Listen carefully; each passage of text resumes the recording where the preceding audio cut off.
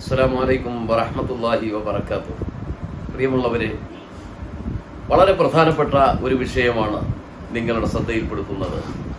ഇത് കേൾക്കുന്നവർ നല്ല ഉദ്ദേശത്തോടു കൂടെ മറ്റുള്ളവരിലേക്ക് കൂടെ എത്തിച്ചു കൊടുക്കണം. കാരണം നമുക്ക് സുന്നികളാണ്. നമ്മളിൽപ്പെട്ട ചില ആളുകൾ, വളരെ കുറഞ്ഞ ആളുകൾ, സൗദി അറേബ്യയിലേക്ക് പോകുമ്പോൾ വീട്ടിൽ മൗലിദൊക്കെ നടത്തി അടുത്തുള്ള മക്ബറയിലൊക്കെ പോയി സിയാറത്തൊക്കെ ചെയ്ത് തിരിച്ചു വരുമ്പോൾ പറയുന്നു സൗദി അറേബ്യയിൽ അതൊന്നുമില്ല എന്ന് പറഞ്ഞ് വഹാബി ആയി പോകുന്ന ചുരുക്കം ചില ആളുകളെയൊക്കെ നമ്മളുടെ ശ്രദ്ധയിൽപ്പെട്ടിട്ടുണ്ട്. അതുകൊണ്ട് ഈ വഹാബിസം എന്നാണ് വന്നത്, സൗദിയിൽ ഈ മാറ്റങ്ങൾ ഉണ്ടായത് എന്നാണ് നമുക്കൊന്ന് പഠിക്കാം. മുഹമ്മദ് ബിൻ അബ്ദുൽ വഹാബ് എന്ന് പറയുന്ന വ്യക്തിയാണ് വഹാബിസം കൊണ്ടുവന്നത്. അയാൾ ജനിക്കുന്നത് 1703 ക്രിസ്താബ്ദം 1703. ഇത് 2025. അദ്ദേഹത്തിന്റെ വിശ്വാസം അന്ന് കാലത്ത് ഒരാളും അംഗീകരിച്ചില്ല. അന്ന് സൗദി അറേബ്യ ഒന്നുമില്ല. നമ്മുടെ കേരളം പോലെ, ആദ്യം കേരളമായിരുന്നത് പോലെ കുറേ നാട്ടുരാജ്യങ്ങൾ, ആ നാട്ടുരാജ്യങ്ങളൊക്കെ കൂട്ടിച്ചേർത്താണ് പിന്നീട് സൗദി അറേബ്യ ഉണ്ടാക്കിയത്. ഇരിക്കട്ടെ, പറയാം. അന്ന് ഇദ്ദേഹം ഈ ആശയം കൊണ്ടുവരുമ്പോൾ സൗദി അറേബ്യ എന്ന രാജ്യമില്ല, ഒരുപാട് നാട്ടുരാജ്യങ്ങളാണ്. പലരും അയാളെ തള്ളി. അവസാനം ഒരാളുമായി അമീർ മുഹമ്മദ് സൂദ് എന്ന് പറയുന്ന ആളുമായി ടൈപ്പ് ചെയ്തു, എഗ്രിമെന്റുകൾ ഉണ്ടാക്കി. ഈ നാട് മുഴുവൻ പിടിച്ചടക്കുകയാണെങ്കിൽ ഭരണം ആൽ സൂദിനും മതം പറയാനുള്ള അവകാശം എനിക്കും കിട്ടണമെന്ന ഡിമാൻഡിൽ രക്തപ്പുഴയൊഴുക്കി. 1703 ജനിച്ച അദ്ദേഹം 1727 ആദ്യമായി അങ്ങനെ ഒരു ആശയത്തിന് അസ്ഥിവാരമിടുന്നത്. ആദ്യത്തെ ദൗലത്തു സൗദിയ, സൗദി അറേബ്യ അല്ല, ദൗലത്തു സൗദിയ 1744 ഉണ്ടാക്കുന്നത്. കുറഞ്ഞ രാജ്യങ്ങളെ വെച്ചുകൊണ്ട് വെട്ടിപ്പിടിച്ച് അക്രമം കാണിച്ച് കുറഞ്ഞ രാജ്യങ്ങളെ പിടിച്ചത് 1744. രണ്ടാമത് ആ രാജ്യം വികസിപ്പിക്കുന്നത്, ദൗലത്തു സൗദിയ വികസിപ്പിക്കുന്നത് 1818.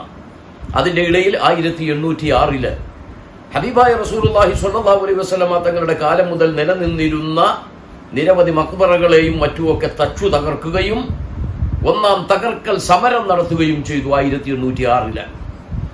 1818 രണ്ടാം ദൗലത്തു സൗദിയ, 1921 മൂന്നാം ദൗലത്തു സൗദിയ. അപ്പോഴും സൗദി അറേബ്യ വന്നിട്ടില്ല.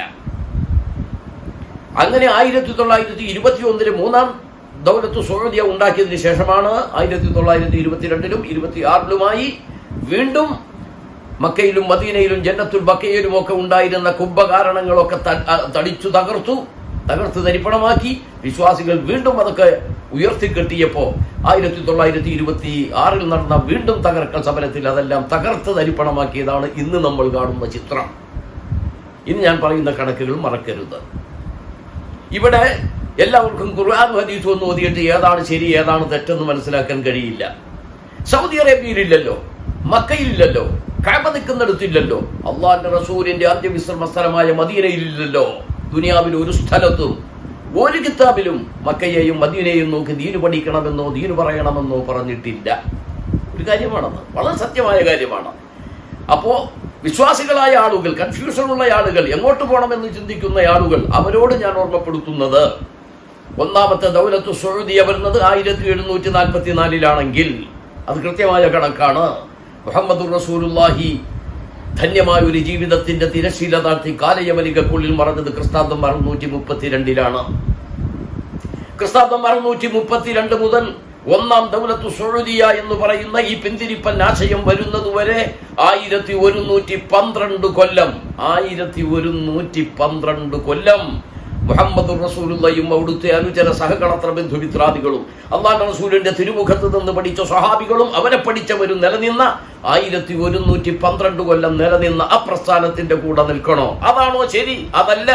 1744 ആദ്യമായി ഉണ്ടാക്കിയ ദൗലത്തു സൗദിയ മുതൽ ഇന്ന് 2025 വരെ നോക്കുമ്പോൾ 281 കൊല്ലമായി വന്ന പുതിയ പ്രസ്ഥാനത്തിന്റെ കൂടെ നിൽക്കണോ? സൗദി അറേബ്യ ഉണ്ടായതെന്ന മറ്റൊരു കണക്ക് 1932 സെപ്റ്റംബർ 23 സൗദി അറേബ്യ ഉണ്ടാകുന്നത്, KSA ഉണ്ടാകുന്നത്. ആ KSA ഉണ്ടായത് മുതൽ അങ്ങോട്ട് നോക്കിയാലോ 1932 മുതൽ അള്ളാഹുവിന്റെ റസൂലിന്റെ അന്ത്യവിശ്രമ സമയം മുതൽ 1300 കൊല്ലം നിന്ന ആ പ്രസ്ഥാനത്തിന്റെ കൂടെ നിൽക്കണോ? അതല്ല, സൗദി അറേബ്യയിലേക്ക് നോക്ക്, സൗദി അറേബ്യയിലേക്ക് നോക്ക് എന്ന് പറയുമ്പോൾ ആ സൗദി അറേബ്യ വന്നിട്ട് ഇന്നേക്ക് 93 കൊല്ലമേ ആയിട്ടുള്ളൂ. 100 കൊല്ലമാകണമെങ്കിൽ 2032 സെപ്റ്റംബർ 23 വരണം. അതുകൊണ്ട് സൗദി അറേബ്യയിലേക്ക് നോക്ക്. അതാണ് ഇസ്ലാം എന്ന് പറയുന്നെങ്കിൽ വെറും 93 കൊല്ലം മാത്രം പഴക്കമുള്ള സൗദി അറേബ്യ നോക്കി ഇസ്ലാം പഠിക്കണോ? അതല്ല, അവിടെ നിന്ന് 1932 മുതൽ മുകളിലേക്ക് നോക്കിയാൽ ഹബീബായ റസൂലുള്ള വഫാത്തായ സമയം വരെ 1300 കൊല്ലക്കാരുടെ കൂടെ നിൽക്കണോ? ഞാൻ വെറുതെ കണക്ക് പറഞ്ഞതല്ലല്ലോ. സൗദി അറേബ്യയുടെ ആദ്യ ഭരണാധികാരി ആരാണ്? അബ്ദുൽ അസീസ് ആലു സഊദാണ്. രണ്ടാമത് വന്നയാൾ ആരാണ്? സഊദ് ബിൻ അബ്ദുൽ അസീസ് ആണ്. മൂന്നാമത് ഫൈസലാണ്. നാലാമത് ഖാലിദാണ്. അഞ്ചാമത് ഫഹദാണ്. ആറാമത് അബ്ദുള്ളയാണ്. ഏഴാമത് ഇപ്പോൾ ഭരിക്കുന്നത് സൽമാൻ രാജാവാണ്. കാത്തിരിക്കുന്ന മകൻ മുഹമ്മദാണ്. ഇത്രയേ ആയിട്ടുള്ളൂ സൗദി അറേബ്യക്ക്. അതുകൊണ്ട് തെറ്റിദ്ധരിപ്പിക്കുന്നതിൽ നിന്ന് രക്ഷപ്പെട്ടുകൊള്ളണം. ഈമാനെ പോക്കറ്റടിച്ചു പോകാൻ നമ്മൾ നിന്നുകൊടുക്കരുത്. സൗദിയിലേക്ക് നോക്ക്, സൗദിയിലേക്ക് നോക്ക്, സൗദിയിലേക്ക് നോക്ക്. സൗദിയുടെ ചരിത്രം ഇതാണ്. KSA വന്നിട്ട് 93 കൊല്ലം. ഈ പിന്തിരിപ്പൻ ആശയം വന്നിട്ട് ഇന്നേക്ക് 281 കൊല്ലം. അതിന്റെ മുമ്പ് 1300 കൊല്ലം മുഹമ്മദ് റസൂലുള്ളയും അനുചര സഹകളത്ര ബന്ധുമിത്രാദികളും ജീവിച്ച സ്ഫടിക സ്ഫുടമായ ആ ജീവിതത്തെ അനുധാവനം ചെയ്യാൻ നാം മനസ്സിലുറപ്പിക്കണം. നമ്മുടെ സഹോദരങ്ങൾക്ക് പറഞ്ഞു കൊടുക്കണം. ഇത് മറ്റുള്ളവരിലേക്ക് എത്തിക്കണം. അള്ളാഹു ബറക്കത്തു ചെയ്യട്ടെ. ജസാഖല്ലാഹു ഖൈറൽ ജസാ. അസ്സലാമു അലൈക്കും വറഹ്മത്തുള്ളാഹി.